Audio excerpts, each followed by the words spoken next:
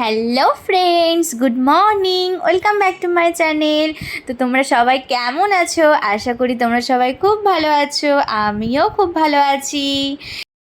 মাধবী story চ্যানেলে আপনাদের সবাইকে স্বাগত জানিয়ে আজকে আমি আমার ব্লগটা স্টার্ট করছি। প্রতিদিন তো ছাতু খাই, তো আজকে ভাবলাম একটু গরম গরম সেদ্ধ ভাত খেয়ে নিই। আচ্ছা, তোমাদের কার কার ভালো লাগে এরকম সেদ্ধ ভাত? ঘি আলুর সেদ্ধ ভাতও কিন্তু খুব ভালো লাগে। এই দেখো, ভাত খেয়েই আমি লেগে পড়লাম কাজ করতে তাড়াতাড়ি করে। আর যেগুলো শুকিয়ে গেছে সেইগুলো উঠিয়ে নিচ্ছি। কিছু ছিল জামা কাপড় আমাদেরই, তো সেইগুলো আমি উঠিয়ে নিচ্ছি। আজকে দেখছো তো প্রচণ্ড রোদ উঠেছে বাইরে।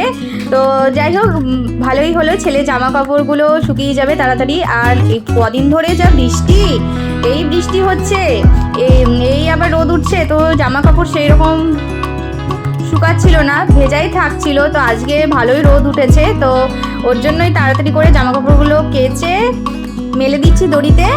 যা রোদ উঠেছে আজকে, মনে হচ্ছে একবারেই সমস্ত জামা কাপড় শুকিয়ে যাবে।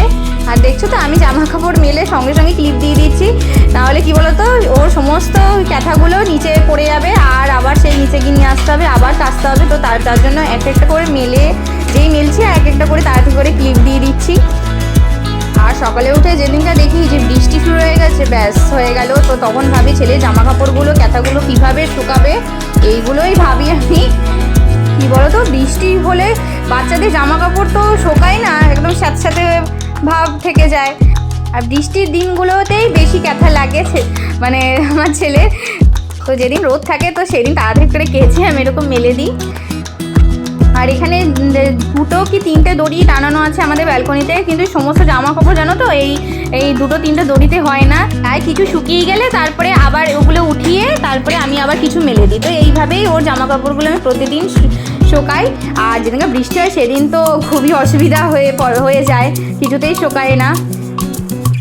চলো দেখতে থাকো আমার ব্লগটা।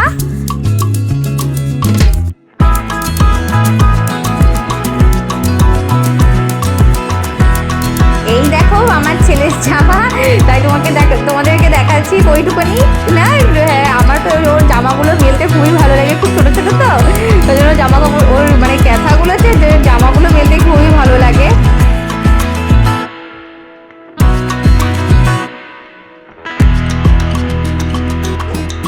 আর এই দেখো, আরও অনেক ক্যাথা জামা কাপড় বেঁচে গেছে। তো চলো আমি এই স্ট্যান্ডটার মধ্যে মেলে নিই, চটপট তাড়াতাড়ি করে জামা কাপড় মেলে নিই। তারপরে অনেক কাজ বাকি আছে আমার, আমি তাড়াতাড়ি করে সমস্ত কাজ করি সকালবেলা ঘুম থেকে উঠে।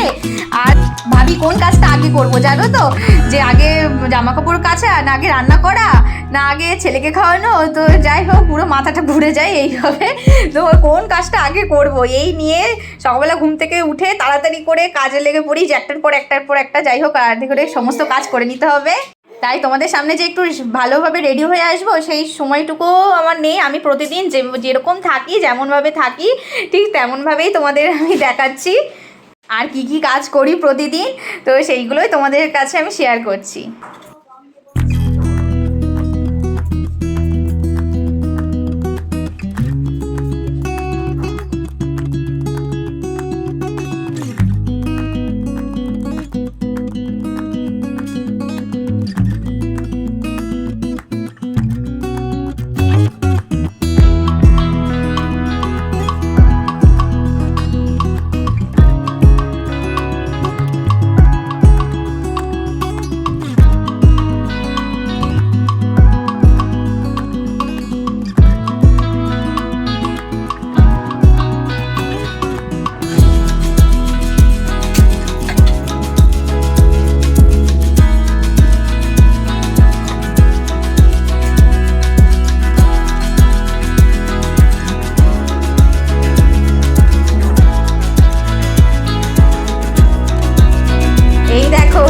আমি খাবার বানাচ্ছি, আর এইদিকে আমার মিলি সোনা দেখছো উঁকি মারছে। ওই দেখো, হাই করে দাও মিলি, হাই করে দাও, হাই হাই।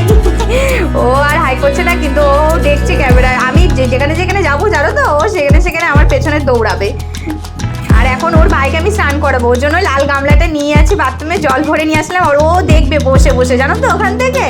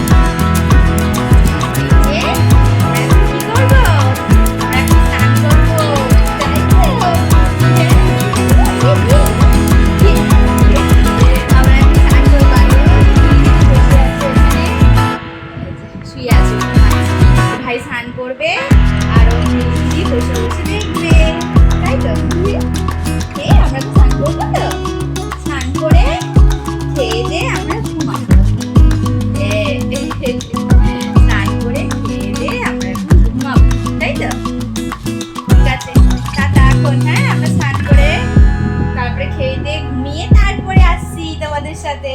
রে বাবা রে বাবা, টাটা টাটা। দেখছো দেখছো, টাটা করে দিয়েছে, টাটা। হ্যাঁ হ্যাঁ টাটা।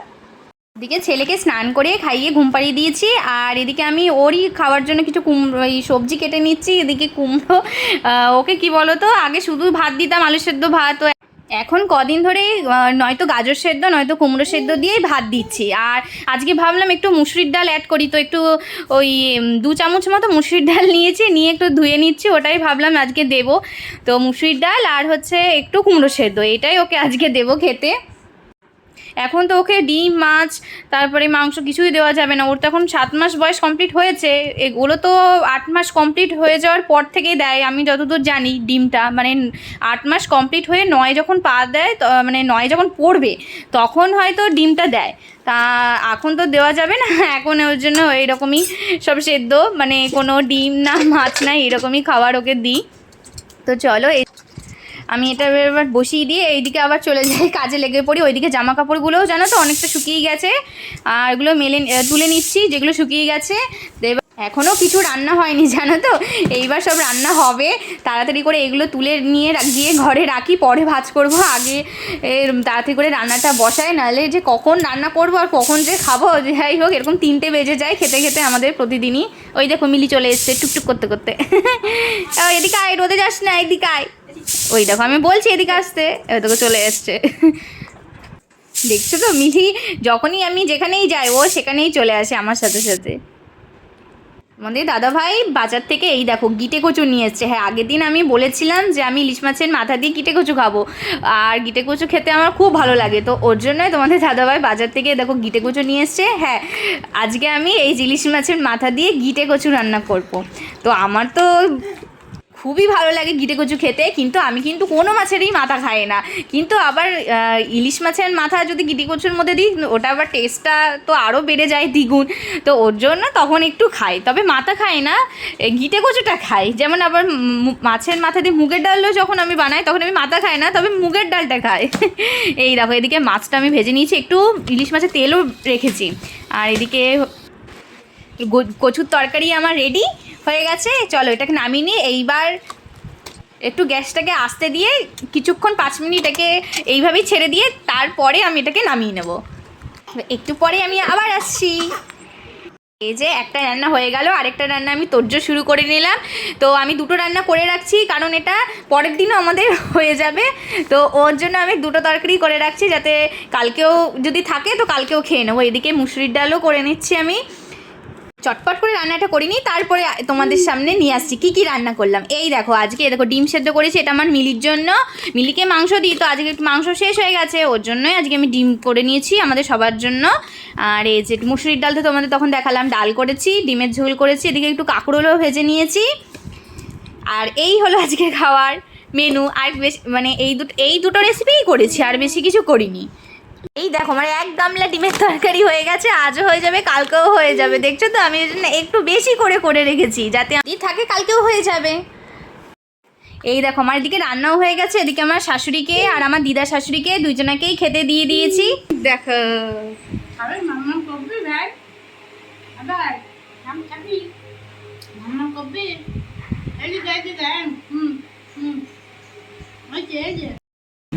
কি বলছে ভাবে, হ্যাঁ খাবে তুমি, তুমি কি দিয়ে ভাত খাবে দেখেছো?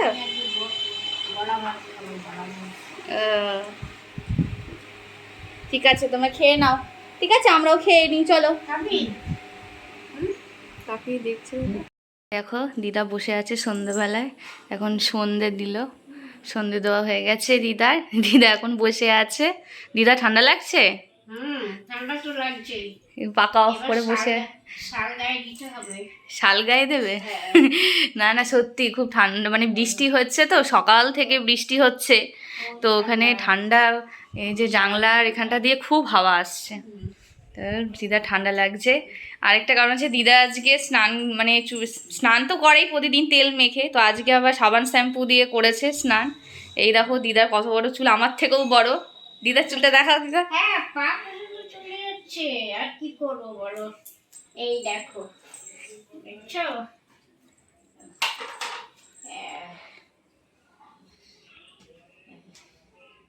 এই দেখো, তাহলে এতটা চুল শুকিয়েছে? বিশাল। চুল শুকিয়েছে আপনার? না না না, শুকনো নি, ভিজা তো। এগুলো সব ভিজা? সব ভিজা, হ্যাঁ। এদিক জন্য কাপড়টা পেতে রেখেছি, এর ওপরে রাখছি। হ্যাঁ। এরপরে রেখে দেবো। কখন যে শুকানো হবে তার ঠিক নেই। কাল পরশু দুদিন লাগবে, কোনো ব্যাপার না। হ্যাঁ, কারণ এই চুলের মধ্যে তো জল থাকছে না, চুলগুলোর মধ্যে জল থাকছে। আর কি করা যাবে? তাও দিদা মানে সবসময় শ্যাম্পু করে না, অনেকদিন পর পরই করে, কারণ এত বড় চুল তো, চুল দিয়ে সবসময় শ্যাম্পু করলে ঠান্ডা লেগে যাবে। তাও অনেকদিন পরেই করেছে। মাথা ধুয়ে ধুয়ে থাকি হ্যাঁ, আর কি।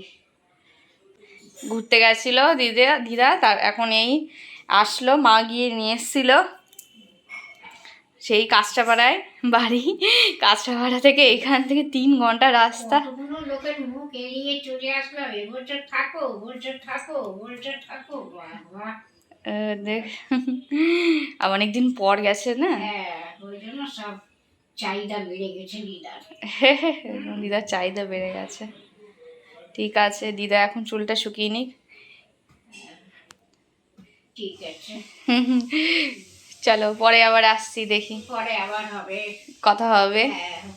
গুড ইভিনিং সবাইকে। এই দেখো, আমি আর আমার বাবা বসে গেছি একটা জিনিস খেতে, জানো তো ও বারবার একটা জিনিস চাচ্ছে আর আমি ওকে দিচ্ছি না। কি বলো তো, চলো তোমাদেরকে দেখাচ্ছি। এই দেখো, হ্যাঁ এই খাবারটাও তো, এই খাবারটাও খেতে পারে বলো তো? এটা পচা খাবার না? হ্যাঁ, এটা খাই না বাবা, দিয়ে দাও আমাকে, দিয়ে দাও। আর ও না এই খাবারটাই খাবে তখন থেকে। আমি যত ওর কাছ থেকে কেড়ে নিচ্ছি ও ততই এই খাবারটা নিচ্ছে আমার কাছ থেকে। না না খায় না, এই মা না, এদিকে দাও, দিয়ে দাও, দিয়ে দাও আমাকে। খায় না বাবা। আর ও ওটাই নেবে, আমি যেটা ওকে বারণ করবো আর ও সেটাই নেবে খাওয়ার জন্য।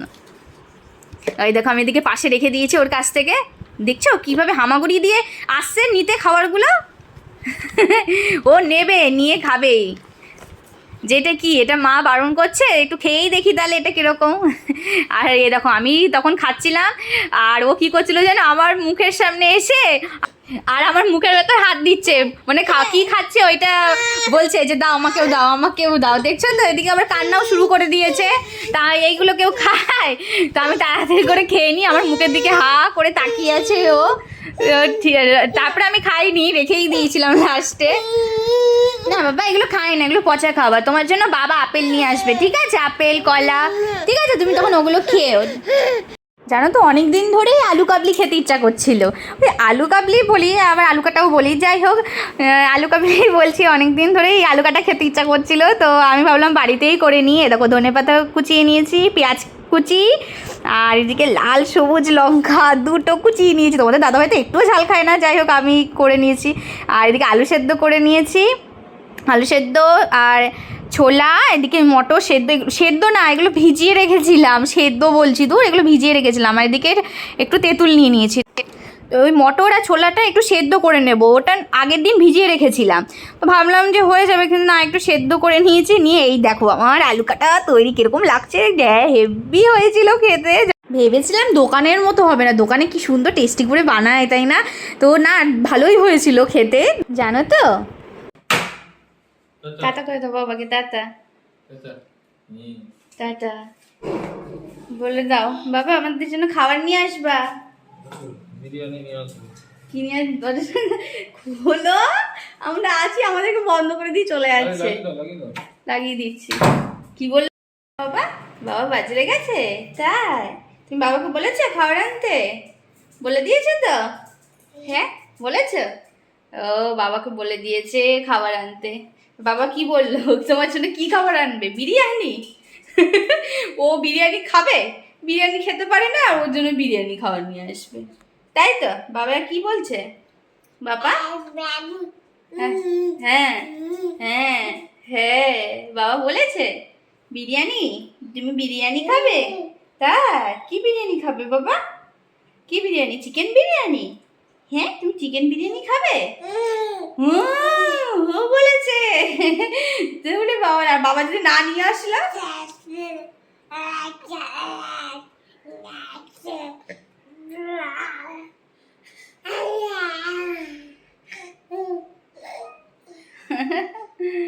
ঠিক আছে, চলো আমরা ঘরে চলে যাই। হ্যাঁ, দরজা বন্ধ করে ঘরে চলে যাই। ঠিক আছে, দরজা বন্ধ করে ঘরে চলে যাই।